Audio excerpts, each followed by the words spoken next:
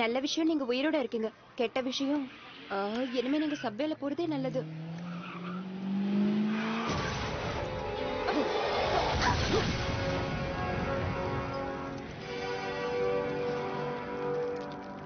உனக்கு ஒன்றும் ஆகலையே ஜேன் ஃபாஸ்டர்? எனக்கு எனக்கு இல்ல, நீங்க தான் காப்பாத்திட்டீங்களே. ஹேய், என்ன நீங்க பெண் தொடர்ந்துகிட்டு இருக்கீங்களா? அப்படியும் இருக்கலாம். நீ என்ன கவர்ந்துட்ட. மனித இனம் ரொம்ப மென்மையானவங்க. இருந்தாலும் நீ ரொம்ப தைரியசாலியா இருக்க. அப்ப நீங்க? நான் அப்படி இல்ல.